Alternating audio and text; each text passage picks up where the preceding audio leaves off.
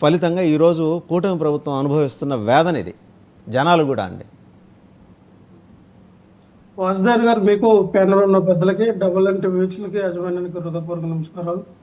అలాగే ఈ రోజున ప్రపంచ మేధావి మా డాక్టర్ బిఆర్ అంబేద్కర్ గారు, భారత రాజ్యాంగ నిర్మాత, ఆయన జయంతి సందర్భంగా అందరికి కూడా మరి హృదయపూర్వక శుభాకాంక్షలు తెలియజేసుకుంటా. ఈ రోజున మీరు తీసుకున్నటువంటి సబ్జెక్ట్ ఏదైతే ఉందో చాలా వాల్యుబుల్ అండి. ఇది అమరావతి రాజధాని భూములకి, ఎందుకంటే గతంలో దాదాపు 55,000 ఎకరాలు, అంటే గవర్నమెంట్ ల్యాండ్ 20,000 ఎకరాలు ఉంటే వీళ్ళు 35,000 ఎకరాలు దాదాపుగా ల్యాండ్ పూలింగ్, భూమి సేకరణ అనేది చేయడం జరిగింది.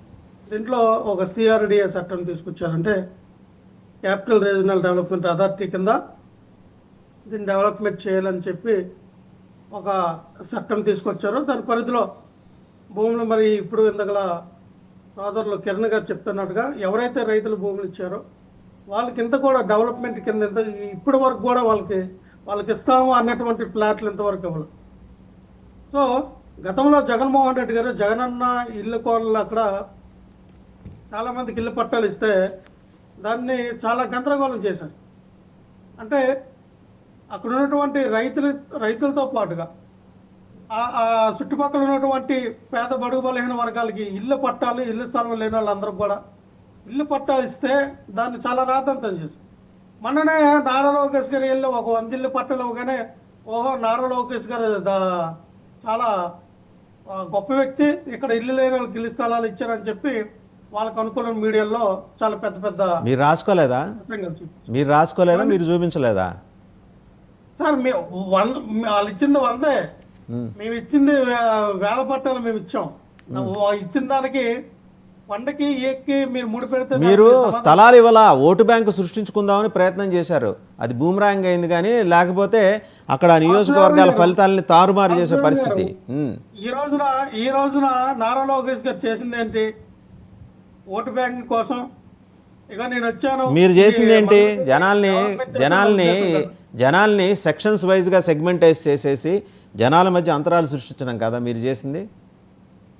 లేదండి, మీ ఎక్కడ కూడా ప్రతి సంక్షేమ విషయంలో కానీ, డెవలప్మెంట్ విషయంలో కానీ, ప్రాంతాల్లో కానీ, అలాగే అక్కడ ఉన్నటువంటి ప్రాంతాల యొక్క సామాజిక వర్గాల్లో కానీ ఎక్కడ కూడా మేము విచ్ఛిన్నం చేయాల, అందరినీ కలుపుకొని ఆ రకంగా. అందుకనే 3 రాజధానులని తెరపైకి తీసుకురావడం జరిగింది. ఈ 3 రాజధానుల విషయంలో కూడా మరి ప్రజలు మీరు ఏమంటారంటే 3 రాజధానులు మీరు విచ్ఛిన్నం చేశారంట.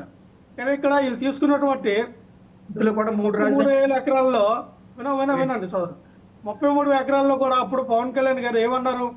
33,000 ఎకరాలు అవసరం లేదు, 5,000 ఎకరాలతో రాజధాని బ్రహ్మాండంగా రాజధాని కట్టొచ్చు అని చెప్పి అక్కడ ఉన్నటువంటి రైతులకి ఆయన సంఘీభావం తెలియచేయడం జరిగింది. మరి ఎప్పుడైతే రైతుల దగ్గర సంఘీభావం తెలిపి ఆయన ఎయిర్పోర్ట్లోకి వెళ్ళి మంగళగిరి నుంచి హైదరాబాద్ వెళ్ళగానే చంద్రబాబు నాయుడు గారికి జరిగినటువంటి డీలింగ్స్లో మళ్ళీ మార్చారు పవన్ కళ్యాణ్ గారు. అంటే ఆయనకి అక్కడ ఉన్నటువంటి అమరావతిలో భూములు వాటాదారులకు వాటాలు వేసుకున్నారా ఏంటనేది తెలియపరచాలి. 3 పంటలు పండే భూములు అవి. మీరు ఇటువంటి ఆధారాలు లేని ఆరోపణలు చేయకండి. ఫస్ట్ మీరు ఇలా ఆధారాలు లేని ఆరోపణలు చేస్తే మీకు ప్రజలు బుద్ధి చెప్పారు. మళ్ళీ ఇప్పుడు కూడా అటువంటి ఆరోపణలే చేస్తున్నారు. ఎవరు తీసుకున్నారు, ఎవరు ఇద్దరు కాంప్రమైజ్ అయిపోయారు? ఏం మాట్లాడతారండి? మాట్లాడడానికి క్వాంటిటీ ఉండాలి కదా, మాట్లాడడానికి ప్రూఫ్లు ఉండాలి కదా. ఆధారాలు లేని ఆరోపణలు ఎందుకు చేస్తారు? నిమ్మరసం తాగిపిచ్చి మీరు వినాలి కదా. పెరిగానంలో నిమ్మరసం బాగుంటది, ఉప్పు వేసుకుంటే బాగుంటది, అవసరమైతే కొంచెం వేరే ఏదైనా డ్రగ్స్ వేసుకుంటే బాగుంటదని నేర్పించింది పవన్ కళ్యాణ్ గారు. లక్ష్మణరావు గారు, ఒక క్వశ్చన్ డైరెక్ట్ మీకు. Sorry for the interrupt. Drugs గురించి, మాదక ద్రవ్యాల గురించి, గంజాయి గురించి వైసీపీ మాట్లాడితే మేము వినాలి. గతంలో వైసీపీ ప్రభుత్వంలో గంజాయి ఎలా జరిగిందో తెలుసు అందరికి. మీరు మళ్ళీ మాట్లాడకండి, ప్రజలు తిడతారు, మొహమ్మద్ తిడుతున్నారు. పవన్ కళ్యాణ్ గారు అడ్రస్ జరుగుతూ ఉన్నాయి ఆంధ్రప్రదేశ్ లో. పవన్ కళ్యాణ్ గారు మామూలు పార్టీ పెట్టినప్పటి నుంచి కూడా ఈ రాష్ట్రంలో మాదక ద్రవ్యాలు ఎక్కువ పెరుగుతూ ఉన్నాయి. పవన్ కళ్యాణ్ గారు అట్టాగైనా కొనసాగుతూ ఉన్నాయి. గతంలో గంజాయి దేశం మొత్తంలో గంజాయి ఎక్కడ పడిపోయినా ఆంధ్రప్రదేశ్ నుంచి వచ్చింది అని చెప్పి ఎన్నో న్యూస్ పేపర్లో వచ్చింది. దేశం మొత్తం మారుమోగిపోయింది. డ్రగ్స్ పట్టుబడింది ఆంధ్రప్రదేశ్ లో. ఎక్కడి నుంచి వచ్చినా ఆంధ్రప్రదేశ్ మూలాల నుంచి వచ్చింది. గంజాయి పంటని మీ దగ్గరుండి ప్రభుత్వం సాగు చేయించింది. అరకు ప్రాంతాల్లో గిరిజనులను ఉపయోగించుకుని వాళ్ళని మభ్యపెట్టి గంజాయి సాగు చేయించారు. ఏం మాట్లాడుతున్నారండి? సాక్షాత్ డీజీపీ గారు వేల కిలోల గంజాయిని దహనం చేస్తే ఆయన్ని ట్రాన్స్ఫర్ చేశారు మీరు. ఈ కొకైన్ గాని గంజాయి గురించి డ్రగ్స్ గురించి మీరే మాట్లాడేది. స్కూల్స్ దగ్గర దొరికినాయి మీకు. చేస్తూ ఉన్నారు.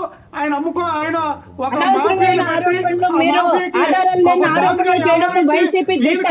ఇప్పటికే మళ్ళీ అదే కంటిన్యూ చేస్తున్నారు సిగ్గు లేకుండా.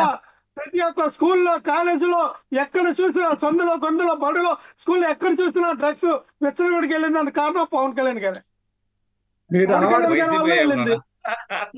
ఇటువంటి పనికిమాలిన మాటలు మాట్లాడే మీకు 11 వచ్చినాయి. ఇంకా బుద్ధి తెచ్చుకుని మీరు సరైన మాటలు మాట్లాడాలి. ఏం మాట్లాడుతున్నాం సార్? లక్ష్మణ గారు మనం ఏం మాటలు మాట్లాడుతున్నారండి? ఏం మాటలు మాట్లాడుతున్నారు? భూములు అంటే లక్ష్మణరావు గారు లక్ష్మణరావు గారు నేను మళ్ళీ మీ దగ్గరకు వస్తా ఒకసారి నాగార్జున గారు మాట్లాడతారు, కాంగ్రెస్ పార్టీ అధికారి. సార్ వాగ్దారి గారు, మేము ప్రతిపక్ష పార్టీకి మీరు అందరికి అంత టైం ఇచ్చి ప్రతిపక్ష పార్టీ లేదండి ఆంధ్రప్రదేశ్ లో. మీరు మళ్ళీ ప్రతిపక్షం అంటారండి. లేదని వాళ్ళందరూ అంటున్నారు కదా సార్. ప్రతిపక్షం అనేది ఒక సీట్ వచ్చినా 2 సీట్లు వచ్చినా అసలు సీట్లు రాకపోయినా